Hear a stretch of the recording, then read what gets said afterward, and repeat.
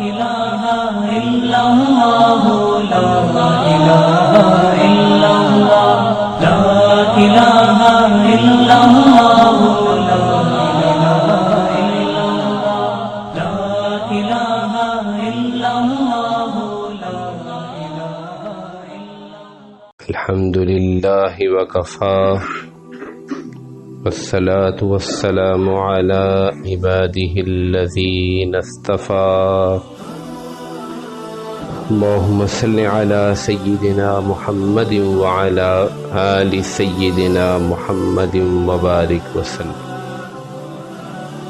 عن عبد الله بن مسعود رضي الله تعالى عنه أن رسول الله صلى الله عليه وسلم قال: ما من نبي بعثه الله تعالى في أمة قبلي إلا كان له من أمته حواريون وأصحاب يأخذون بسنته ويقتدون بأمره، ثم إنها تخلف من بعدهم خلف يقولون ما لا يفعلون ويفعلون ما لا يؤمرون، فمن جاهدهم بيده فهو مؤمن، ومن جاهدهم بلسانه فهو مؤمن، ومن جاهدهم بقلبه فهو مؤمن، وليس وراء ذلك من الإيمان حبة خردل. رواه مسلم.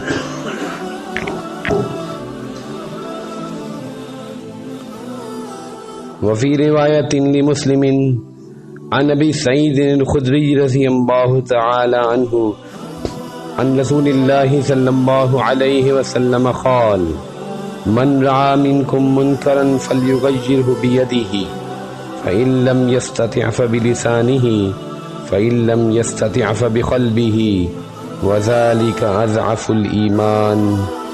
رواه مسلم. جو باب آج سے کافی روز قبل شروع کیا گیا تھا، آج اس کی آخری 2 حدیث پڑھی جا رہی ہیں. یہ باب ہے ایمان کی تکمیل کا، کامل الایمان لوگوں کی صفات کا. آخری 2 حدیث ایک خاص قلبی ایمانی غیرت سے تعلق رکھتی ہیں جو کامل الایمان لوگوں میں پایا جاتا ہے، اور جس میں یہ قلبی غیرت نہیں، جس کے اندر برائی کے خلاف کراہت نہیں، برائی کے خلاف نفرت نہیں، اس کا ایمان بہت کمزور ہے. بلکہ پہلی حدیث میں فرمایا کہ اس کے اندر تو ایک رائی کے دانے کے برابر بھی ایمان نہیں. پہلی حدیث طویل ہے، مسلم شریف نقل کی گئی ہے.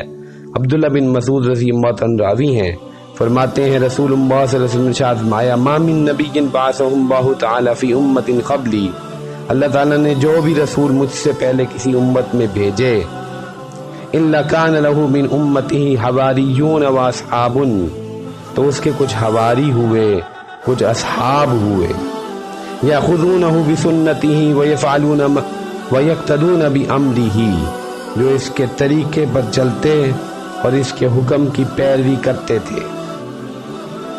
ثم انہا تخلف من بعدہم خلف، پھر ایسا ہوا یا ایسا ہوا کرتا تھا کہ ان کے بعد ان کے کچھ ناخلف جانشین ہوا کرتے تھے، کچھ نالائق پسماندگان ان کے جانشین ہوا کرتے تھے، اور ان کی حالت یہ تھی: یقولون ما لا یفعلون ویفعلون ما لا یؤمرون، کہ جو کام ان کو وہ باتیں کہا کرتے تھے جو وہ خود کرتے نہیں تھے. یعنی لوگوں کو تو تاکید کرتے تھے لیکن خود اس پر عمل نہیں کرتے تھے، اور جن کاموں کا حکم نہیں دیا گیا تھا ان کو کرتے تھے. یعنی سنتوں کو تو چھوڑ دیتے تھے، معصیت اور بدعات جن کا حکم نہیں کیا گیا تھا تو ان پر عمل شروع کر دیتے تھے. فرمایا: فمن جاہدہم بیدہ فہو مؤمن، جس نے ان کے خلاف اپنے دست و بازو سے جہاد کیا تو وہ مومن ہے. ومن جاہدہم بلسانہ فہو مؤمن، جس نے اپنی زبان سے ان کے خلاف جہاد کیا تو وہ مومن ہے. ومن جاہدہم بقلبہ فہو مؤمن، جس نے اپنے قلب سے ان سے نفرت کی وہ مومن ہے.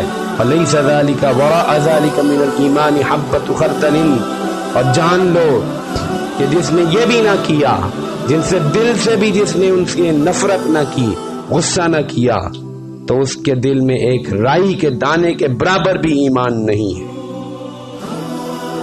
معلوم ہوا کہ انبیاء علیہ الصلوۃ والسلام، پھر ان کے وارثین بزرگان دین اور علماء اور محدثین اور فقہاء، ان کے بعد ان کے اولین جو جانشین ہوتے ہیں، جو اصحاب رسول ہوتے ہیں، جو حواریین ہوتے ہیں، وہ کامل الایمان ہوتے ہیں۔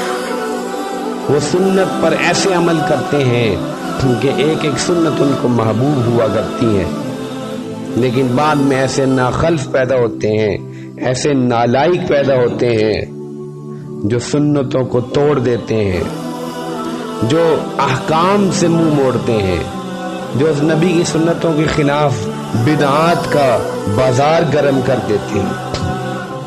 ایسے ناخلف، ایسے نالائقوں کے ساتھ جہاد کرنا، یہاں پہ جہاد سے مراد تلوار سے جہاد نہیں ہے، بلکہ اپنے دستے بازو سے ان کو روکنا، جن کے پاس طاقت ہو، اپنی زبان سے ان کو روکنا اور صحیح راستے میں ان کو لانے کی کوشش کرنا۔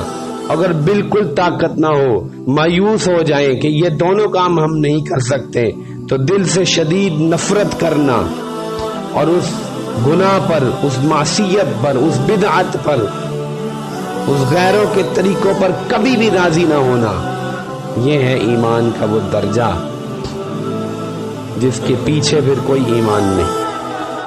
دوسری روایت جو بہت مشہور و معروف ہے اور ابو سعید خدری رضی اللہ عنہ سے روایت کی گئی ہے، یہی مضمون ہے، اور پچھلی حدیث میں خاص طبقے کی نشاندہی کی گئی تھی، ان کی بد کرداری کی، ان کی بدکاری کی۔ یہاں پر عمومی بات کی گئی ہے، فرمایا جس نے کوئی برائی دیکھی تو اسے چاہیے فَلْيُغَيِّرْهُ بِيَدِهِ، اس کو اپنے ہاتھ سے بدل دے، روک دے، یعنی جو صاحب اقتدار ہو، جس کو جس پہ طاقت ہو، کہ باپ کو اپنے بیٹوں پر، اپنی اولاد پر طاقت ہے، خاندان کے بڑے کو پورے خاندان پہ طاقت ہے، اس طرح شہر کے بڑے کو شہر پہ طاقت ہے، ملک کے بڑے کو ملک پہ طاقت ہے۔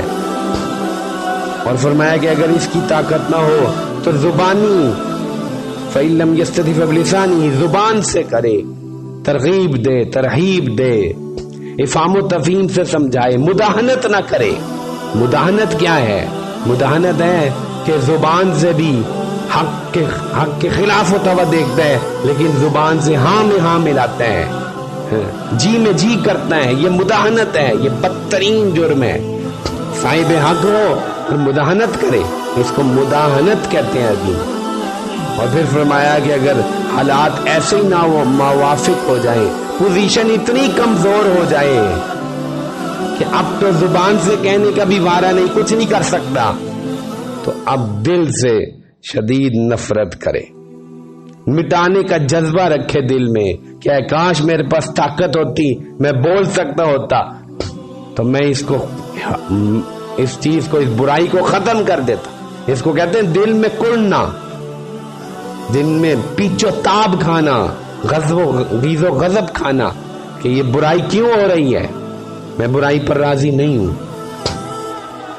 تو یہ ہے ایمان کا وہ درجہ جس کو کمال ایمان کی آپ میں آخری حدیث آپ کے سامنے پڑھی ہیں، اور یہ مومن کی وہ قلبی غیرت ہے جو اللہ کی نافرمانی، رسول اللہ صلی اللہ علیہ وسلم کی سنت کو ٹوٹتا ہوا دیکھ کر بدکرداری، معصیت، فحش، ناچ گانا اور کیا کچھ نہیں ہو رہا، اس کے خلاف اس کے دل میں پیدا ہوتی ہے۔